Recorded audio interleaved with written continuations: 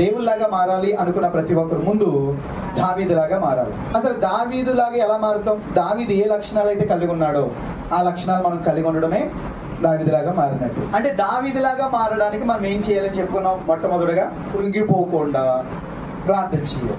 ఎలాంటి సందర్భం వచ్చినా రెండోది ఏం చెప్పుకున్నాం? ఏ పని చెప్పినా తప్పకుండా చేసేవాడు అది సంపూర్ణంగా చేయాలి, అది అయ్యే వరకు విడిచిపెట్టకుండా చేయాలి. అంటే ఏంటి? బాధ్యత. చెప్పండి ఏంటి? అప్పగించిన పనిని నేను చెయ్యను అనేవాడు కాదు, తప్పకుండా చెయ్యాలి. అది ఎలా చేయాలి? అయ్యే వరకు సంపూర్ణంగా చేయాలి. ఎంతవరకు చేయాలంటే కడ వరకు విడిచిపెట్టకుండా అది సంపూర్ణం అయ్యే వరకు కూడా దాన్ని చెయ్యాలి. ఇది రెండోది. మూడోది ఏంటంటే ఒక పని చేస్తూ ఉండగా మరొక పని అప్పగించినప్పుడు నాకు ఆ పని అప్పగించావు కదా అని చెప్పి విసుక్కునేవాడు కాదు. కావాల్సింది ఏం చేయాలి? బాధ్యత కలిగి నమ్మకస్తుడిగా ఉండాలి. అంటే దాని అర్థం ఏంటి అంటే ఒక పనిని దీన్ని విడిచిపెట్టి రావడం కాదు, దాన్ని మరొకరికి అప్పగించడం. దీని పేరు నేను ఏమని రాసుకున్నా అంటే మొహమాటం లేని జీవితం అని రాసుకున్నాను.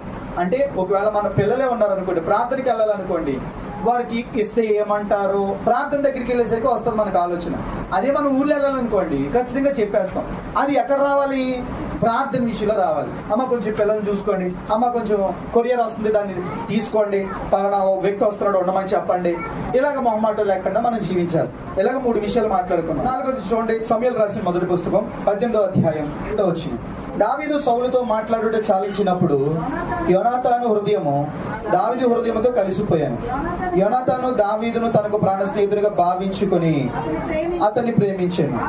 ఆ దినము నుండి అతని తండ్రి ఇంటికి తిరిగి అతన్ని వెళ్ళనీయక సౌలు అతన్ని చేర్చుకున్నాను. దావీదుని సౌలు చేర్చుకున్నాడు. ఎక్కడ చేర్చుకున్నాడు? సౌలు హృదయంలో కాదు, యోనాతాను హృదయంలో చేర్చుకున్నాడు. సౌలు ఎక్కడ చేర్చుకున్నాడు అంటే పనిలో చేర్చుకున్నాడు. అంటే సౌలు ఇప్పుడు ఎలా ఉన్నాడు? దావీదుకి ఒక యజమానుడిగా, ఒక ఉద్యోగస్తుడిగా, అంటే జీతం ఇచ్చే ఓనర్ గా ఉన్నాడు అనమాట.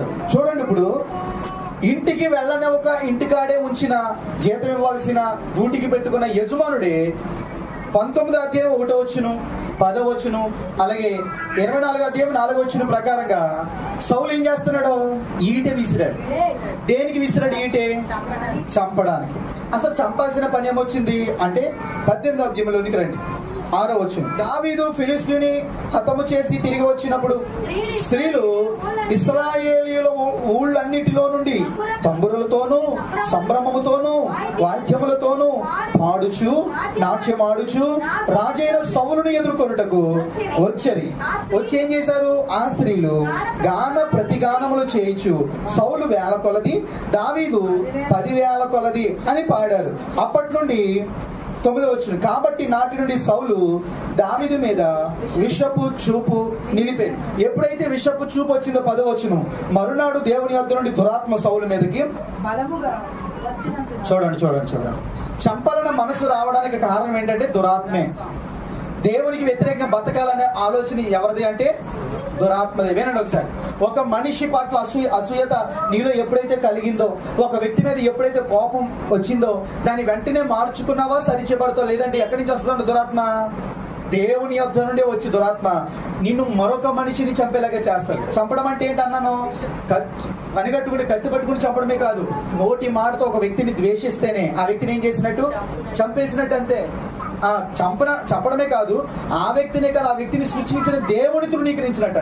అది స్కూల్లో అయినా, కాలేజీలో అయినా, ఉద్యోగంలో అయినా, మన ఇంటి పొరుగు వాళ్ళని ఎవరైనా మన మీద కోపం ఉన్నప్పుడు ఛీ వేస్ట్ ఫెలోయుడు అంటాం. మనం ఇలాంటి వాళ్ళు వేస్ట్ అంటాం, ఇలాంటి పనికి వాళ్ళని ఉండదు అంటాం, వాళ్ళని తిడతాం, వాళ్ళని దూషిస్తాం, దాంతో మాట్లాడతాం. అంటే అలా అంటున్నామంటే దాని అర్థం ఏంటి?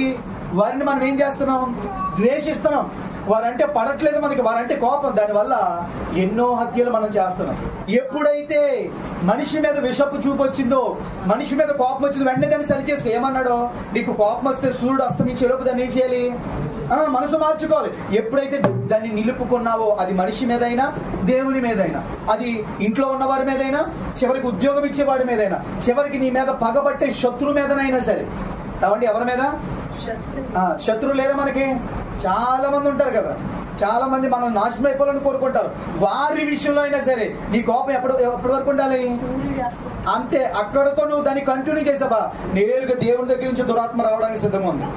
కావాలని దేవుడు పంపడం, దేవుడు అనుమతించేశాడు. అది ఎప్పుడు రావాలంటే అప్పుడు వచ్చేది అంతే. అంటే నీకు సాతాను గడికి అవకాశం ఇవ్వకుండా ఉండాలంటే ఖచ్చితంగా నీ కోపం ఎక్కడితో చచ్చిపోవాలి? సూర్యుడు ఇంకా ముగిస్తున్నాడు అనగా చచ్చిపోవాలంతే. ఆ రాత్రి అంతా మళ్ళీ ప్రార్థనలో గడిపే వ్యక్తిగా ప్రార్థన చేసేటప్పుడు ప్రతిసారి ఆ వ్యక్తిని ఏం చేయాలంట? క్షమించి ప్రార్థన చేయాలంట. ఏమన్నాడు? ఆయన దగ్గరికి రావాలంటే ఎలా రావాలి? ఆ వ్యక్తితో సమాధాన పడి రావాలి. అంటే కొంతమందితో సమాధాన పడటం అంటే వెర్షన్ వేరేగా ఉంటుంది. వాళ్ళ వల్ల మన భక్తి జీవితం డ్యామేజ్ అయిపోతున్నప్పుడు అలాంటి వ్యక్తిని మనం హృదయంలో క్షమించాలని ఆ వ్యక్తితో మనం సమాధానం పడకూడదు. ఎందుకంటే ఒక్కసారి సమాధానం పడ్డామంటే మళ్ళీ రెండోసారి అవకాశం ఇస్తాం, మనమే అడిగిస్తాం, మళ్ళీ నా దగ్గరికి రారా అన్నట్టు. మన హృదయంలో కోపం ఉంటే సరిపోద్ది. కానీ అవతలి వాడి వల్ల ఆత్మీయ జీవితం భంగం అవుతుందంటే అది ఎలాంటి వాడైనా సరే నువ్వు వాడిని పక్కన పెట్టడమే మంచిది. నీకు నీ శరీరం కాదు నీకు కావాల్సింది ముఖ్యం. ఏది కావాలి?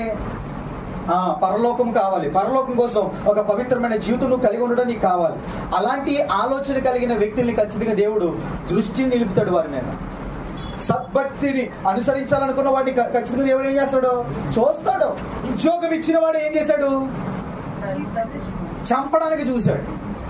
మిమ్మల్ని కన్న వాళ్ళే మిమ్మల్ని చంపడానికి చూస్తే, మీకు ఉద్యోగం ఇచ్చిన వాళ్ళే మిమ్మల్ని చంపడానికి చూస్తే, నీకు తోడై ఉంటాను అని పెళ్లి చేసుకున్న భర్తే నిన్ను చంపడానికి చూస్తే, నేను ఎల్లప్పుడూ నీతో ఉంటానని ఒక ప్రాణ స్నేహితుడు ఉన్నవాళ్ళు నిన్ను చూస్తే, నిన్ను చంపడానికి చూస్తే, నీ కన్న తల్లిదండ్రులు నిన్ను చంపడానికి చూస్తే నువ్వేమంటావు? వాళ్ళతోటి వాళ్ళ మీదే తిరిగి ప్రయత్నాలు చేసేస్తావా? చెప్పండి. కాదు కాదు. వాళ్ళు ఏం చేయాలి? వారిని క్షమించగలిగాడు. ఎవరు? దావీదులో ఉండే మరో లక్ష్యం ఏంటంటే క్షమాపణ. 4వ పాయింట్ ఏంటి చెప్పండి? ఎదుటి వాడిని ఎప్పుడు దాడి చేయడానికి అవకాశం వచ్చినా చేయలేదు. ఎప్పుడు దొరుకుతాడో చూస్తానురా మనం అంటాం. అలాగా కాదు, దొరికినా సరే అవకాశం వచ్చినా సరే. యేసుప్రభు అన్నాడా లేదా? పేతురు, నేను తండ్రిని వేడుకొనలేననియు వేడుకుంటే 12 సేనా వ్యూహముల కంటే అధికమైన సైన్యాన్ని నా కొరకు పంపడానుకున్నావా అన్నాడు. అంటే రాగలుగుతారా? రావడానికి అవకాశం ఉందా? వేడుకుంటే వస్తారా? అసలు ఈ సృష్టి అంతా యేసు కోసం చేసినప్పుడు పరలోకం యేసు కోసం ఎందుకు రాదు? కానీ అవకాశం ఉన్నప్పటికీ కూడా ఏం చేస్తున్నాడు యేసు ప్రభు? మౌనం ఉన్నాడు. కానీ మనం ఏం చేస్తాం తెలుసా? నాకు అవకాశం లేదు కాబట్టి మౌనం ఉంటున్నాను. అవకాశం ఉంటేనా ఏం చేద్దును అది చేద్దును. అంటే నువ్వు ఎందుకు మౌనం ఉంటున్నావు? వాక్యాన్ని బట్టి కాదనమాట. అయితే వాక్యాన్ని భుజం మీద మోస్తున్న దాన్ని బట్టి కాదనమాట. అయితే వాక్యాన్ని హృదయంలో దాచుకున్న దాన్ని బట్టి కాదనమాట. అయితే నీ దగ్గర ఏమీ లేదు కాబట్టి మౌనం ఉన్నావు. డబ్బు లేదు, పలుకుబడి లేదు, వెనకాల సైన్యం లేదు, ఫాలోవర్స్ లేరు, వెనకాల బలం లేదు కాబట్టి నోరు మూసుకున్నావు. ఒకవేళ వాళ్ళందరూ ఉంటే ఖచ్చితంగా ఎదుటి నువ్వేం చేస్తావు? ఎదుటోడిని ఆడి చచ్చే వరకు ఊరుకోవన్నమాట. ఒకవేళ నువ్వు అలాంటి మనస్తత్వం కలిగి ఎక్కడ పాడైపోతావని అవన్నీ దూరం చేసిన దేవుడే నీ కోసం. హల్లెలూయా. ఏమీ లేకుండా నువ్వు ఎదుటివాడిని ఏమీ చేయడం కాదు, అన్ని ఉన్నా. ఇప్పుడు ఒక మాట అడుగుతాను, చంపడానికి ఎవరు చూశారు చెప్పండి?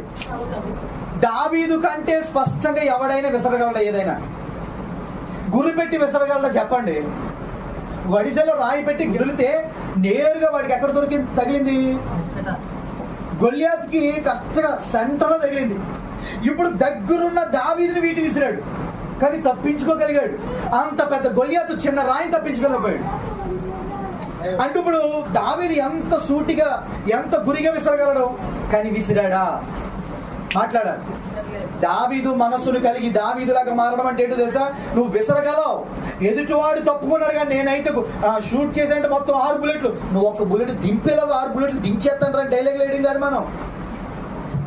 అందుకే ఎవరైనా ఒక మాట అన్నారనుకోండి, నీరసం ఉంది కాబట్టి మాట్లాడకుండా మౌనంగా ఉన్నాను, అదే నాకు నీరసం తగ్గితేనా అది ఏం చేస్తానో అది చేస్తా అని మన స్టేటస్. అది దావీదులాగా మారిన స్వభావం కాదు. అమ్మా నీకు రాదు అని చెప్పి ఆగుతున్నావా? వచ్చినా సరే ఆగుతున్నావా? ఎదుటివాడి మీద దోషణం, అట్లా ఎదుటివాడి మీద టార్గెట్, ఎదుటివాడిని బాధించే పరిస్థితి నీకు చేతగా ఆగుతున్నావా, లేదా చేతనయ్యి కూడా ఆగుతున్నావా? నేను ఇంకో మాట్లాడుతున్నాను, ఇలా చెప్తాను. నువ్వు ఉండాలని ఉంటున్నావా, తగ్గాలని తగ్గుతున్నావా, లేకపోతే వాక్యాన్ని బట్టి అణుచుకుంటున్నావా? ఎలా ఉంది నీ పరిస్థితి? వాక్యం ఉంది కాబట్టి నేను ప్రార్థనలో ఉంటాను, వాక్యం ఉంది కాబట్టి నేను భరిస్తాను, వాక్యం ఉంది కాబట్టి నేను మోస్తాను, వాక్యం చెబుతుంది కాబట్టి నేను అనుసరిస్తాను, వాక్యం చెబుతుంది కాబట్టి నా ఇష్టాలని సైతం వదులుకుంటాను. చెప్పగలరా ఎవరైనా? వాక్యం ఉంది కాబట్టి అండి, వాక్యం ఉంది కాబట్టి నా హృదయంలో వ్యక్తిని కూడా పక్కన పెట్టాను. అది భార్య గాని, పిల్లలు గాని, బంధువులు గాని, ఎవరినైనా పక్కన పెట్టాను. నా వాక్యాన్ని బట్టి, దేవుడు ఇచ్చిన మాటను బట్టి నేను నడుస్తున్నానని ఎవరైనా చెప్పగలరా? ఒక మాట చెప్పినా, ఇదివరకు ఒక మాట చెప్పాను నేను. రాతి పలకలో మోషే ఏం చేశాడు అంటే దాని అర్థం ఏంటి? దేవుడు రాసిన రాత వాక్యము హృదయంలో ఉండగా ఉద్యోగానికి వెళ్ళాలి అన్నవంటి ఈ రాతి పలకలు నువ్వేం చేసినట్టు? పగలగొట్టినట్టు. బంధువుల దగ్గరికి వెళ్ళాలి, డ్యూటీకి వెళ్ళాలంటే నువ్వు ఈ రాతి పలకను ఏం చేసినట్టు? నా శరీరం బాగోలేదు, నేను పడుకోవాలి, నేను కాసేపు సరదాగా ఉండాలి అన్నావంటే నువ్వేం చేసినట్టు? నువ్వు లవ్ మ్యారేజ్లు చేసుకున్నావంటే ఏం చేసినట్టు? అంటే దేవుడు ఆల్రెడీ రాశాడని నీకు అనిపించినప్పుడు, ప్రభువా నాలో నుండి నువ్వు వచ్చి నేనేం చేయాలో నాకు తెలియజేయను నువ్వు అడిగితే, అడగలిగిన దమ్ముంటే అప్పుడు నేను అంటాను నువ్వు వాక్యాన్ని జరిగించే వ్యక్తివే. ఎవరున్నారు ఇక్కడ వాక్యాన్ని జరిగించే వాళ్ళు? దావీదు చంపడానికి అవకాశం ఉందా లేదా? ఒకసారి దొరికేశాడండి. ఎక్కడ ఆ మాట చదవండి, 24వ అధ్యాయం 4వ వచనం చదవండి. అదిగో నీ దృష్టికి ఏది మంచిదో అది నువ్వు అతనికి చేయనట్లు నీ శత్రువుని నీ చేతికి అప్పగించాడో. యెహోవా నీతో ఏదైతే చెప్పాడో దినం వచ్చేసింది అని అతనితో చెప్పగా దావీదు లేచి ఏమన్నాడు తెలుసా? సౌలుకు తెలియకుండా సౌలు దగ్గరికి వచ్చాడు. మీకు విషయం తెలుసా? అప్పటికే చాలా ఊర్లు దాటాడు దావీదు. సౌలేమో సైన్యాన్ని తీసుకుని దావీదు తరమడానికి వెళ్తున్నాడు. వెళ్ళిన చోటల్లో పారిపోతున్నాడు. ఎవరు? అమ్మ ఒక మాట అడుగుతున్నాను, పిల్లలు చెప్పండి. మిమ్మల్ని తరుముతున్నాడు ఒకడు, మిమ్మల్ని చంపడానికి. వాడి దగ్గర నుంచి పారిపోతున్నాం తరుముతున్నాడు. అక్కడ ఉంటే అక్కడికి వచ్చేస్తున్నాడు. అక్కడి నుంచి అక్కడ తప్పించుకున్నాం. మొత్తం 8 ఊర్లు తిరుగుతూ నువ్వు ఒక చోట దాక్కున్నావు. వీళ్ళు తిరిగి అలసిపోయే గుహలో ఉన్నారు. నువ్వు వచ్చేసరికి వాళ్ళు పడుకుని ఉన్నారు. నిన్ను చంపేవాడు నీ కళ్ళ ముందు ఉన్నాడు. ఇప్పుడు నువ్వేం చేస్తావు చెప్పండి? నువ్వేం చేస్తావు? దావీదు ఒక్కడే పరిగెట్టట్లేదు. అక్కడ దావీదుతో పాటు వెనకాల చాలా మంది సైన్యం ఉన్నారు. వాళ్ళందరూ కలిసి దావీదుతో కలిసి పరిగెత్తుతున్నారు. ఇప్పుడు ప్రజలందరూ అన్నారు, నాయనా దావీదా, నిజంగా దేవుడు నీతో ఉండడానికి ఇదే నిదర్శనం. ఇదిగో నిన్ను చంపేవాడు నీ కళ్ళ ముందు ఉన్నాడు. నీకు అప్పగించేసాడు దేవుడు, వాగ్దానం ఇచ్చాడు కదా, అది నెరవేరే సమయమే. జైలు ఏం చేస్తావో చేయంటే వాళ్ళ మాటలన్నీ విని దావీదు వచ్చి పేక కోయడం అనేసి వస్త్రపు చెంగు మాత్రమే కోసాడు. ఆ పక్క నుంచి చిన్న దివిటిని కర్ర తీసుకొచ్చాడట. అది కూడా చేయడానికి బాధపడిపోయాడట, మనసు నొచ్చుకున్నాడ. నిజంగా దావీదు మనసు చూడండి, చంపేవాడిని ఒక క్లాత్ కొయ్యడానికే మనసు అంతా బాధపడిపోయిందంటే. మనల్ని చంపడానికి చూడరు మనుషులు, కానీ ఎదుటివాడు మనల్ని బాధ పెడితే మనం వాడిని ఇంకా చంపేయడానికే చూస్తాం. అవునే కదా చెప్పండి? వాడు ఇక లేకుండా ఉంటే వాడు, లేదా నేనైనా లేకుండా ఉంటే వాడిని అని చూస్తాం. కానీ కళ్ళ ముందు కనబడిన ఏం చేశాడు? చిన్న వస్త్రపు చెంగును మాత్రమే కోసాడు. అది కూడా ఏం చేశాడంట? మనసులో నొచ్చుకున్నాడంట. అది కూడా కోయడానికి. అభిషక్తుడిని నేను ఎలా ముట్టుకున్నాను, అసలు ఆ వస్త్రాన్ని నేను ఎలా ముట్టుకున్నాను, ఎలా కట్ చేశాను వస్త్రాన్ని కూడా. ఈ రోజు ఆ అవకాశం, ఆ ఆలోచన ఎవరికి ఉందండి? మనుషులంటే అభిషేకించబడలేదు, కానీ ఎవరు అభిషేకించబడ్డారు? దైవజనులు అభిషేకించబడ్డారు. కానీ ఆ దైవజనులు అంటానికి అసలు ఒక్క మాట అంటానికైనా భయపడతావా? భయం ఉందా నీకు? నీ శరీర కోరికలు బట్టి నచ్చకపోతే దైవజనుడి మీద నెపమించుతావు. ఉంచాల్సింది నెపం కాదు. దైవజనుడు ఏం చెప్పినా నేనే సరి చేసుకోవాలని ఆలోచన ఉందా? కొన్ని దైవజనుడు తన ఇష్టానికి నిన్ను వాడుకుంటున్నాడా? దైవజనుడు దేవుని సేవకుడు తన కోరికలు తీర్చుకోవడానికి నిన్ను ఏమైనా పని చేయించుకుంటున్నాడా? తన ఆస్తి సంపాదించుకుని నేను ఏమైనా పని చేయించుకుంటున్నాడా? అలాగైనప్పటికీ కూడా నువ్వు పని చేసిన నీ పనితనం నష్టం కాదే, ఖచ్చితంగా ఫలిస్తాడే. దేవుడు ఇవ్వాల్సిన ఫలం దేవుడు ఇస్తాడే కూడా. ఏలి తర్వాత 2 పిల్లల్ని సేవ కోసం పెంచాల్సింది. 2 పిల్లల్ని సేవ కోసం నిలబెట్టలేక గద్దించిన వాళ్ళు వెళ్ళలేని పరిస్థితులు వచ్చారు. అయినా సమూయేలు వెళ్ళి వాళ్ళ దగ్గర పనిచేసినందుకు అలాంటి వాడి దగ్గరికి వెళ్ళి పనిచేసి కాబట్టి నేను ఒప్పుకో అన్నాడా? దైవజనుడి ప్రవక్తను పక్కన పెట్టి మరి బాలుడైన సమూయేలుతో మాట్లాడాడు దేవుడు. అసలు ఆ దినాల్లో దేవుని స్వరం ప్రత్యక్షం కూడా అరుదట. అలాంటి అరుదైన పరిస్థితుల్లో కూడా వినలేని స్వరాన్ని, గ్రహించలేని స్వరాన్ని, ఆ స్వరాన్ని ఎవరికి ఇచ్చాడు దేవుడు? సమూయేలుకి ఇచ్చాడు. ఒకసారా 2 సార్లు సమూయేలు పేరు పెట్టి పిలిచేంత పరిస్థితికి ఎలా వచ్చింది చెప్పండి? ఎలా వచ్చింది? ఈరోజు దైవజనుడిని చూడం, ఒక్క మాట అంటే ఒప్పుకోం. అసలు పని మనిషితో దెబ్బలాడినట్టు ఆడతారండి. ఇంటి పక్కలతో దెబ్బలాడతారు. ఎవరితోటి? సేవకుడితోటి. ఏదో కుళాయిల దగ్గర దెబ్బలాడతారు చూసారా? ఏమండి వింటున్నారా?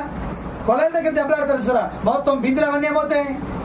సొట్లాడిపోతాయి. సేమ్ అలాగే ఎవరితో దెబ్బలాడతారో అసలు ఏమనుకుంటున్నారు మీరు? అభిషేకం కలిగిన వ్యక్తి వస్త్రపు చెంగు కొయ్యడానికే మనస్సు నొచ్చుకున్నాడు. ఎవరో? ఇప్పుడు దావీదులాగా మారాలంటే అదేం చెప్తాడో, దైవజనుడు ఏం చెప్తాడో అది చేయకుండా ఉండడమే మన లక్ష్యం.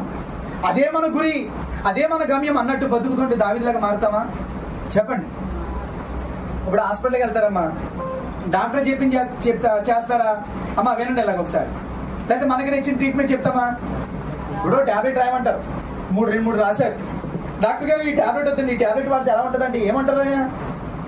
మళ్ళీ మాట్లాడతాడు నీతోటి, నువ్వు డాక్టర్ నువ్వా నేనా అంటారు. అవునే కదా చెప్పండి. నిజంగా నీకు తెలిసేవాడు ఇంకో డాక్టర్ సంపాదించవు. నీకు పాస్ట్ అవసరమయ్యాడంటే నీకు తెలియదనే కదా.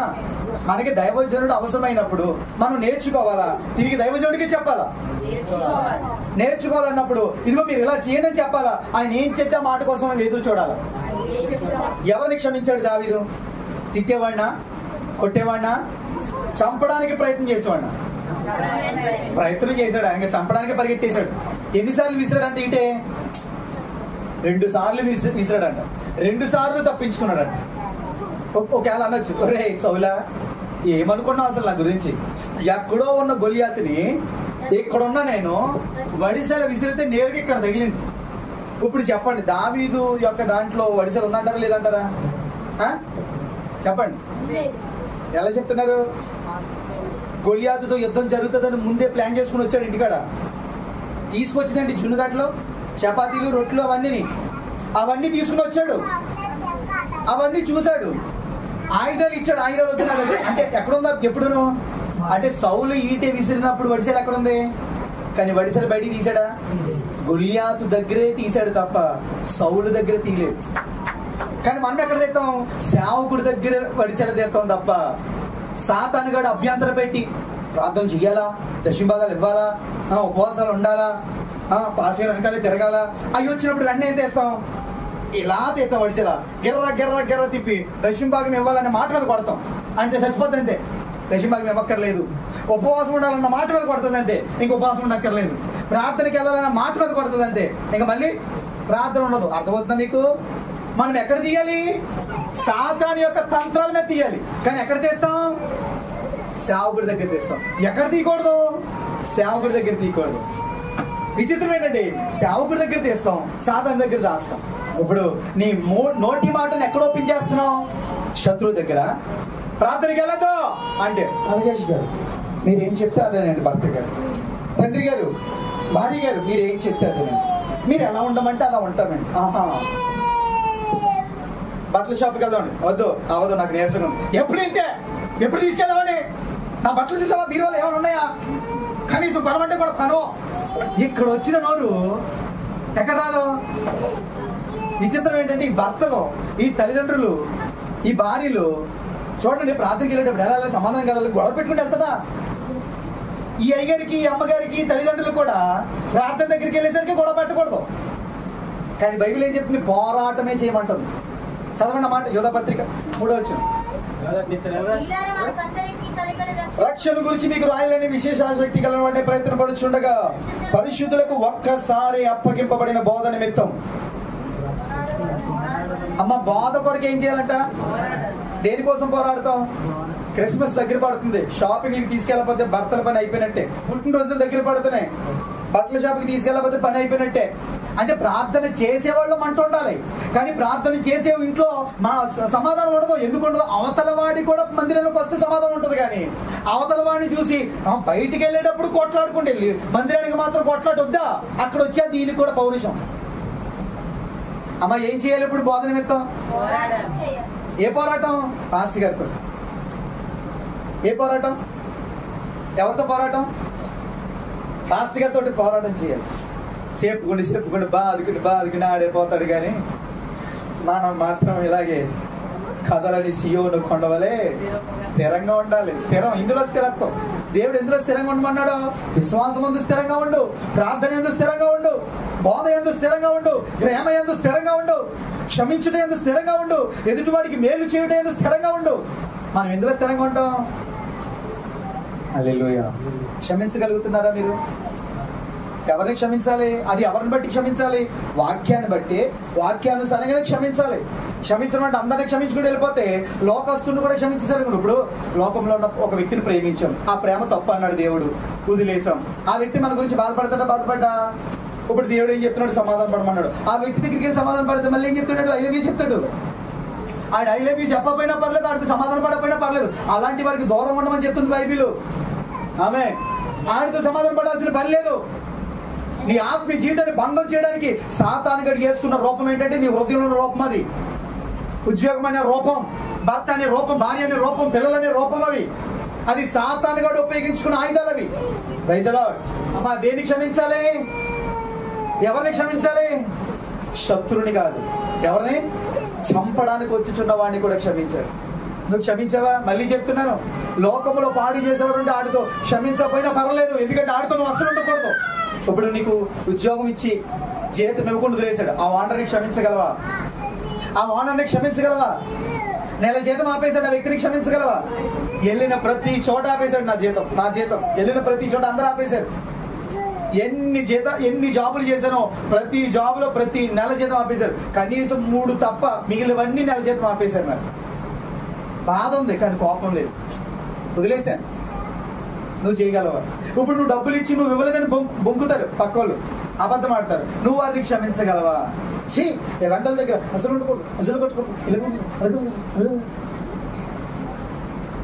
వదిలే. అవసరమైతే ఒక 1000 రూపాయలు 10,000 వదిలే ఎదుర్కోళ్ళ దగ్గర. దేవుని ఆశీర్వాదం ఎందుకు కోల్పోవాలి? ముఖ్యంగా సేవకుడి దగ్గర మాత్రం మీరు చాలా జాగ్రత్తగా ఉండాలి. ఇప్పుడు ప్యాషన్ ఏంటో తెలుసా? ప్యాషన్ సేవకుల కోసం మాట్లాడుకోవడం ప్యాషన్. ఎందుకంటే బ్యాచ్ లేచారు కదా, మాట్లాడటమే సెల్ ఫోన్ అని చెప్పి ఎవరి కోసం మాట్లాడతారు? పాస్టర్లగా. ప్యాషన్ అయిపోయింది సేవకుల కోసం మాట్లాడటం. జాగ్రత్త. ఆ క్లాత్ కట్ చేయడానికి ఏమయ్యాడు? భయపడ్డాడు, హృదయం నొచ్చుకుంది. మరి నువ్వెందుకు సేవకుడి గురించి మాట్లాడేటప్పుడు నీ హృదయం ఎందుకు నొచ్చుకోవట్లేదు? అంటే దావీదులాగా లేవా? అయితే వాక్యం చెప్తుంది, దావీదులాగా రావాలనుకుంటే ఈ స్థితిని నువ్వు మార్చుకోవాల్సిందే, ఈ పరిస్థితిని మార్చుకోవాల్సిందే. ఎందుకు సెల్ ఫోన్ నీకు ఎందుకు నీకు కాళ్ళు చేతులు ఎందుకున్నా? ఎందుకు నీకు చదువు ఎందుకు జ్ఞానం ఎందుకు? నీ సొంత కడుపు నింపుకోవడానికి ఆ జ్ఞానం అంతా ఉపయోగిస్తున్నావు. నీ ఇల్లు నింపుకోవడానికి ఆ జ్ఞానం అంతా ఉపయోగిస్తున్నావు. ఒకటి పడగొట్టడానికి ఆ జ్ఞానం అంతా ఉపయోగిస్తున్నావు. ఏ రకంగా దొరికితే ఆ రకంగా ఏం చేయాలి? దేవుని పని చేయాలి మనం. అరే ఉన్న దేవుని పని చేసే అవకాశాన్ని కాలుతో తన్నేస్తావు. నీకెందుకు ఇవ్వాలి నీకు ఆరోగ్యం? నీకెందుకు ఇవ్వాలి ఆయుష్? నీకెందుకు ఇవ్వాలి ఆశీర్వాదం? నీకెందుకు ఇల్లేందుకు? అడుగు పెట్టినప్పుడు ఎలా అడుగు పెట్టావు? అయ్యో గల్తీలారా, మిమ్మల్ని ఎవడ భ్రమ పెట్టాడు? మొదట ఆత్మానుసారంగా ఆరంభించి ఇప్పుడు శరీరీతులుగా పరిపూర్ణ అవుతారా? నిజంగానే వీళ్ళు ఆత్మానుసారంగా తలక ఇవ్వడానికి సిద్ధపడి భక్తులకు వచ్చినాడు. ఇప్పుడు శరీర విషయాల మీద పడిపోయారు వీళ్ళు. అది కావాలి, ఇది కావాలి, దీనికోసం బతకాలి, దానికోసం బతకాలి, అది కట్టాలి, ఇది కట్టాలి, దీనికి వెళ్ళాలి, ఆనికి వెళ్ళాలి, వాళ్ళ దగ్గరికి వెళ్ళాలి, వీళ్ళ దగ్గరికి వెళ్ళాలి, వాళ్ళతో బంధం ఏర్పరచుకోవాలి, ఎంతో మంది దీనికోసమే బతికారు. గల్తీ సంఘం బాధపడిపోయాడు అపోస్తలుడైన పౌలు. అయ్యా, మిమ్మల్ని ఎవడ భ్రమ పెట్టాడు? మీరు ఏ భ్రమలో పడ్డారు చూసుకో. ఏ భ్రమలో ఉన్నావు? ఎందుకు వచ్చావు భక్తిలోనికి రావడానికి? నీళ్లు నింపుకోవడానికా? వస్తువులు కొనుక్కోవడానికా? బైకులు కొనుక్కోవడానికి? సెల్ ఫోన్ కొనుక్కోవడానికా? అందులో రీఛార్జ్ చేసుకోవడానికా? ఎప్పులు తీర్చుకోవడానికా? వడ్డీలు కట్టుకోవడానికా? Financial clear చేసుకోవడానికా? ఇల్లు లోన్ అప్పు తీర్చడానికా? దీనికోసం వచ్చావా? ఆత్మానుసారంగా ఆరోపించావా? పరలోకం కోసమే అన్నావా? కాబట్టి మీ ఆలోచన పరలోకం కోసమే తీసుకున్నారు బాప్టిజం. పరలోకం వెళ్ళాలనే ఇప్పుడు మీరు చేస్తున్న ఈ పనుల వల్ల నువ్వు పరలోకం వెళ్తావని ఇవ్వగలవా? ఒకటేనా? పిల్లల్ని చదివిస్తున్నారు, దానివల్ల నా కొడుకు పరలోకం వెళ్తాడని చెప్పగలవా? లేదు. కింద మీద పడి బంధుత్వాన్ని పోగేసుకుంటావు. హృదయంలో ఆ వ్యక్తి కావాలి, ఆ వ్యక్తి కావాలి, ఆ వ్యక్తి కావాలి, ప్రాకులాడతావు. ఓకే, ఆ వ్యక్తి నువ్వు సంపాదించుకుంటావు. పరలోకం వెళ్తావా? ఆ వ్యక్తి గురించి ప్రార్థనకి రాలేకపోతున్నాం భాస్కర్. వడ్డీలు ఎక్కువైపోయాయి. వీళ్ళ వల్ల మళ్ళీ మందిరం మానేస్తావా? అలాంటి అప్పకుండా బాప్టిజం తీసుకోవడం అంటే నీకు పోనీ తెలియక తెంగరోడుగా తీసుకున్నావా బాప్టిజం? తెలిసేగా తీసుకున్నావు, సమర్పించుకునే కదా తీసుకున్నావు, ప్రాణం పెడతాకే కదా తీసుకున్నావు, నా కోసం ఒక వ్యక్తి చనిపోయడానికే తీసుకున్నావు. ఈ లోకం శాశ్వతం కాదు, ఏదో ఒక రోజు నాశనమైపోతానే తీసుకున్నావు.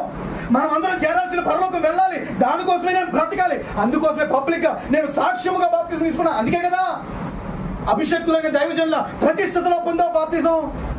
ఏది గలతీ సంఘం ఎవడ భ్రమ పెట్టాడు నిన్ను? గలతీ సంఘముతో బాధపడుతూ ఏడుస్తూ చెప్తున్నాడు అపోస్తలుడైన పౌలు. ఈ సంఘంలోనే కాదు, అపోస్తలుడైన పౌలు చేసిన సంఘంలో కూడా ఈ విభేదం కలిగింది. ఆత్మానుసారంగా ఆరంభించారు, మంట మంట మంట అన్నారు. ఇప్పుడు అదంతా చల్లారిపోయింది, శరీర రీతులుగా పరిపూర్ణ అవుతున్నారు. దేనికయ్యా? రేపు డ్యూటీకి వెళ్ళాలి కదండి, నేను ఆన్లైన్కి రాలేను. ఏం మనిషివయ్యా, ఏం మాట్లాడుతున్నావు? కుమారుడు కూతురు హాస్పిటల్లో పెట్టుకుని రేపు డ్యూటీకి వెళ్ళాలి, వెళ్ళిపోతున్నావు, పడుకుంటావా? చెప్పండి అమ్మా, ప్రమాదకరమైన పరిస్థితిలో ఉంది. కూతురు కొడుకు హాస్పిటల్లో ఉన్నారు, నాకు రేపు డ్యూటీకి వెళ్ళాలని పడుకుంటావా? లూదియమ్మ గారు సరే హాస్పిటల్ ఉంటే ఏలీ గారు వచ్చి అన్నారు, నువ్వెందుకు వచ్చావంటే నీకోసం ఉద్యోగం ఏంటి, ఏదైనా వదిలేసుకుంటాను పర్లేదు. మరి ఏసై కోసం ఏం వదిలావు? భార్య కోసం ఉద్యోగం వదిలి హాస్పిటల్కి వచ్చావు. యేసయ్య కోసం ఏం వదిలావు? అంటే భార్య కంటే తక్కువ నీ దేవుడు, పిల్లల కంటే తక్కువ నీ దేవుడు. అంటే కుటుంబం కోసం బతకమని ఇచ్చాడా? నా కోసం చేస్తున్నారా భక్తి? ఎందుకు వచ్చావు? బాప్తిజం ఎందుకు పొందుకున్నావు? అల్లటప్ప అనుకున్నావా? మనిషి చేతిలో పడినా తప్పించుకోవచ్చు, కానీ దేవుడి చేతిలో పడటం బహు భయంకరం. ఎవడో నిన్ను నడిపించక్కర్లేదు. నీ తీర్మానాలు బట్టి నువ్వు డిసైడ్ అవ్వు, నీవు చేసిన వాగ్దానం బట్టి నువ్వు డిసైడ్ అవ్వు. అవసరమైతే ఇంటికి వెళ్ళి చూసుకోండి, బాప్తిజం పొందినప్పుడు ఏ తీర్మానాలు తీసుకున్నావో ఆ వీడియోలు చూసుకోండి. అవసరమైతే జ్ఞాపకం వస్తే ఆలోచించండి. ఇప్పుడు అక్కడ కట్టాలి, ఇక్కడ ఎందుకు కట్టాలి? ఎవడైనా వచ్చి నీ మీద పడేసి వెళ్ళిపోయాడా? నువ్వే చేసుకున్నావా? నిజంగా పరలోకం మీద మంట ఉన్నప్పుడు, పరలోకం మీద ఆలోచన ఉన్నప్పుడు ఇవన్నీ చేసుకుంటాడు ఎవడైనా? బుద్ధిమంతుడు జ్ఞానము కలిగి పైన ఉన్న వాటి కోసం వెతుకుతాడు. పరలోకానికి ఎలా వెళ్ళాలని ఆలోచన చేస్తాడు, కింద ఉన్న దాన్ని తప్పించుకుంటాడు. హల్లెలూయా. దేని వెతుకుతున్నాం? లవ్ చేశారనుకోండి, ఆ వదలరు. దేవుడిని నేను విడిచిపెట్టేసినా పర్లేదు, నాకు ఆడికి కావాలి, వాళ్ళు లేకపోతే చచ్చిపోతాను అంటే వీళ్ళు. ఇంకెందుకు బైబిల్ పట్టుకోవడం ఇలాంటి వాళ్ళు? ఇంకెందుకు బైబిల్ దగ్గరికి రావడం? ఇంకెందుకు పరిశీలన చేయడం, దక్షిణ భాగాలు ఇవ్వడం? ఇలాంటి వాళ్ళు ఏం ఉపయోగం చెప్పండి? బైబిల్ అనుసరిస్తానంటారు, లవ్ మ్యాటర్ వదలరు. బైబిల్ అనుసరిస్తానంటారు, బంధువులను వదలరు. బైబిల్ అనుసరిస్తానంటారు, ఉద్యోగం వదలరు. మీ కోపాల విషయాలు వదలరు. ఉంటాయి వ్యక్తిగతంగా కొన్ని నీతులు ఉంటాయి, కానీ దేవునికి వ్యతిరేకమైనవి ఉంటే ఆయన అస్సలు భరించలేదు. ఏదైనా పాపాలు ఉంటూ వచ్చి ఆయన దగ్గరకు వచ్చి క్షమాపణ అడిగితే క్షమించి నిన్ను సరిచేసి నిన్ను క్రమపరుస్తాడు. అందుకని ఆయనకే వ్యతిరేకమైన పాపాలు చేస్తే ఇంకేం చేస్తాడండి ఆయన? నీ దగ్గరికి రావడానికే నీ పాపాలు అడ్డుపడుతున్నాయి అంటారు. మరొక దానికి చోటు ఇవ్వలేని వ్యక్తి, ఒక సమస్య, ఒక పరిస్థితి, ఒక కుటుంబం ఏదైనా ఉందంటే దేవుడు రాలేడు. దేవుడు రాలేడు. అభిషేకించిన వ్యక్తి నేను ఎలా కోస్తాను, నేను ఎలా ముట్టుకుంటాను అన్నాడు. అంతే, అంత భారంతో అన్నాడండి. ఆ వస్త్రపు చెంగును కొయ్యడానికే అంత నొచ్చుకుంటే ఇంకా దేవుడి గాయాల్లోనే ఏలి పెడుతున్నావు నువ్వు, దేవుడి గాయాల్లోనే రక్తం పోసేస్తున్నావు. ఇంకా చెప్పాలంటే ఆ గాయాలు ఇంకా రేపుతూనే ఉన్నావట. అంటే కత్తి తీసుకుని వెళ్ళి ఎలా ఉంది ప్రభా, ఎలా ఉంది ప్రభా అని దాన్ని ఇంకా పైకి లేపుతున్నావు. ఒళ్ళు నిండా గాయాలు ఏం చేస్తున్నావు అంటే కత్తితో ఎలా కదుపుతున్నావు. హ్యాపీగా ఉందా నాయన? సమగం మరి ఇద్దరు రక్షించమన్నావు నన్ను. ఎవరు రక్షించమన్నారు నన్ను? నేను రక్షించావు కాబట్టి నువ్వు పడాలి. నేను ఎలాగే చేస్తాను, పడు. నాకు నచ్చినట్లే బతుకుతాను, నాకు నచ్చినట్లే జీవిస్తాను, నాకు అనుకూలమైతే చేస్తాను తప్ప నువ్వు చెప్పింది నేను చేస్తాను. నాకు లేదా ఆశ, నాకు లేదా మనసు, నాకు లేదా జీవితం, నాకు లేదా కుటుంబం. నేను బతకద్దా? కుటుంబాల కోసం బతకద్దా? గలతీలారా, ఎవడ భ్రమ పెట్టాడు నిన్ను? దేవుని దగ్గర ఉన్న వ్యక్తివి లోకం నీకు ఎందుకు వచ్చింది అంటే దేవుని దగ్గర ఉంటూ నువ్వు ఎవరితో కలుస్తున్నావు? లోకంతో కలుస్తున్నావు. ఎంత బాధ అండి, ఎంత బాధకరమైన విషయం. ఒక వ్యక్తి దగ్గర కలవాలి అనుకుంటే చుట్టుపక్కల ఉన్న తెంచుకుని వెళ్తాం, అన్నింటిని పెట్టేసుకుని పరలోకం కోసం బతుకుతున్నానంటే ఎవరికి నష్టం? ఇప్పుడు చూడు, కొంతమంది బాప్టిజం పొంది వెనక్కి వెళ్ళిపోయారా? వాళ్ళ దగ్గరికి వెళ్తే ఏమంటారు? వచ్చినప్పుడు వస్తాను. వాళ్ళకి లేదు, కానీ నువ్వు చెప్పావు. నీకు తెలుసా? అరే అసలైన దాన్ని వదిలేసుకున్నారు అనుకున్నావా లేదా? ఇప్పుడు అసలైన దాన్ని వదిలేసుకుంటున్న వాళ్ళు ఇప్పుడు నువ్వు చేస్తున్నావు. అంతిపోవట్లేదు. ఎలా వదిలేశారండి అసలు? ఎలా మానేస్తున్నారండి దేవుని సన్నిధి? ఇప్పుడు నువ్వు అదే స్టేజీలో ఉన్నావు. అమ్మా మీరు ఏ స్టేజ్లో ఉన్నారు? ఆ స్టేజ్లోనే ఉన్నారు. స్కూల్కి టయానికి పంపించే దమ్ముంది, ఉదయాన్నే లేచి భర్తకి క్యారేజీ సిద్ధపరచగలిగే దమ్ముంది, కానీ ప్రార్థనకి సమయానికి వచ్చే దమ్ము లేదు. ప్రార్థనకు వచ్చే దమ్మే లేదు మనకి. మన చీటాలు ఎంత బాగా. ఎందుకో యేసు ప్రభు నీకోసం సిలువ. అలాంటప్పుడు అన్యులకి మనకేం సంబంధం అండి? వాళ్ళు రోడ్డు అంటే వెళ్ళి దండం పెట్టుకుంటారు, కానికేస్తే వెళ్ళిపోతారు. నువ్వు కూడా అంతే. కాకపోతే వాళ్ళు 5 నిమిషాల్లో 10 నిమిషాల్లో చేసేది నువ్వు 2 గంటలు 3 గంటలు చేస్తున్నావు అంతే. అన్యుడికి నీకు సంబంధం ఏంటి? యేసు ప్రభుకి అన్యులు చేసినట్లుగా బలి అర్పితే నాకు వద్దన్నాడు. హృదయం కావాలన్నాడు. ఏం కావాలన్నాడు చెప్పండి? హృదయం ఇచ్చి దేవుని ఆరాధించాలి. ఆమె వాక్యం చెప్తుందని భరించగలుగుతున్నావా? ఇప్పుడు దావీదు భరించడానికి, క్షమించడానికి కారణం ఏంటి? వాక్యం ఆయన కట్టుబడింది, అభిషేకమైన కట్టుబడింది. నువ్వు ఒక మనిషి గురించి మాట్లాడేటప్పుడు ఆ వ్యక్తి మీద అభిషేకం ఉందో లేదో చూస్తున్నావా? ఎంత దమ్ముంటే నువ్వు మాట్లాడతావు. వాళ్ళు చేసిన సేవ నువ్వు చేయలేవు, వాళ్ళు వెళ్ళలేని పరిస్థితికి నువ్వు వెళ్ళలేవు, కానీ ఈజీగా ఇంట్లో కూర్చుని దజ్జగా మాట్లాడతావు ఫోన్లు చూసి. నిజమేనండి, మన పాస్టర్లు అలాగే ఉన్నారు.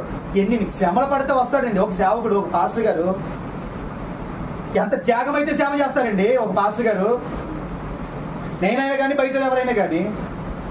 అలాంటి సేవకుల గురించి మాట్లాడడానికి నీకు అసలు ఎందుకు గుండె ధైర్యం? నీకు భయం కలగట్లేదు.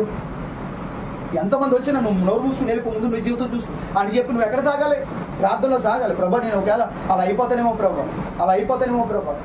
నిలుచున్నాను అనుకునేవాడు ఏం చేయాలంట? పడిపోకుండా చూసుకోవాలట. హలో, నువ్వు నిలబడిపోయినంత మాత్రం నిలబడిపోయినట్టు కాదంట, పడిపోయే సందర్భాలు కూడా వస్తాయట. నేను బాగానే ఉన్నాను అనుకున్నావా, అయితే పడిపోకుండా చూసుకునే పరిస్థితి కూడా నీకు కావాలి. హల్లెలూయా. అలాంటి అనుభవం ఉన్నప్పుడు మాత్రమే నువ్వు దావీదులాగా మారే వ్యక్తిగా మారుతుంది. ఆమేన్ చెప్తారా? ఒకవేళ ఇలాంటి లక్షణాలు కనుక నువ్వు ఇప్పటి వరకు కలిగి లేవంటే మార్చుకోవడానికి ప్రభు అవకాశం ఇచ్చండి. ఆమేన్. సరి చేసుకో, సమర్పించుకో, అవసరమైతే యుద్ధం చేయి, నీ హృదయంతో యుద్ధం చేయి, నీ మనస్సాక్షి యుద్ధం చేయి, నీ శరీరంతో యుద్ధం చేయి. నీ శరీరంలో సాతానుడు రేపు తన ఆలోచనతో యుద్ధం చేసి గెలు, దేవుని కోసం గెలు. దేవుని పక్కన పెట్టేసి దేవుని కోసం ఓడిపోవడం కాదు. దేనికోసం గెలవాలి? నీ రిజల్ట్ ఏం చెప్పాలి తెలుసు? దేవుని చిత్తం చేస్తానని చెప్పాలి, దేవుని కోసం బతుకుతానని చెప్పాలి, దేవుని కోసం నిలబడతానని చెప్పాలి. హల్లెలూయా. రిజల్ట్ మాత్రం ఇదే రావాలి. ఆమేన్. ఒకవేళ అలాంటి అనుభవాలే లేకపోతే రండి, సమర్పించుకోండి. ఎవరు ఒకసారి మారిపోతారని చెప్పను, కానీ పోరాటం చేయాలి. మనం పోరాటం చేయడం ప్రారంభిస్తే అవుతుంది. కనీసం 2025 రాకుండా 2020 కోసం నన్ను సిద్ధపరచు ప్రభు అని జ్ఞానముతో వివేచనతో తగ్గించుకొని మనం సమర్పించుకొని దేవుని దగ్గర పాదం దగ్గర పెడతాం. నువ్వేం చేయాలనుకో నువ్వు బతుకున్నంత వరకే చేస్తావు. ఆ బతుకునిచ్చిన దేవుడు నీకు బతుకు లేకుండా చేశాడనుకోండి, నువ్వేమైనా చేయగలవా? చెప్పండి. హల్లెలూయా. తల్లిదండ్రులు ప్రేమిస్తారు, ఎనలేని ప్రేమను ఇలను చెయ్యాలని ఆశిస్తారు, అందనంత గొప్పవారిగా నీ దయ ఉంటే వారు తాగలరు అధిపతులుగా, నీ దయ లేకపోతే ఇలలో బ్రతుకుట. ఏం జరగాలని అసలు బ్రతుకుండాలి కదా. తల్లిదండ్రుల దయ వల్ల బతుకుతున్నామా? భార్య దయ వల్ల బతుకుతున్నామా? భర్త దయ వల్ల బతుకుతున్నామా? చెప్పండి అమ్మా. పిల్లల దయ వల్ల బతుకుతున్నామా? ఆయన దయ వల్ల బతుకుతున్నాం. ఏం జరగాలన్నా ఆయన దయ వల్ల బతుకుతున్నప్పుడు ఆయన దయ వల్లనే కదా జరగాలి. ఆయన దయనే తన్నేస్తే నువ్వు ఇంటికి జీవితం ఎక్కడ ఉంటది? సరి చేసుకుందాం, పరుచుకుందాం. దేవునికి విరోధమైన వాటిని మనం తీసుకుంటేనే గానీ దేవునికి ఇష్టలుగా మారలేము. ప్రార్థన చేద్దాం. దేవుడి మాటలు మన మిగులు దీవించును గాక.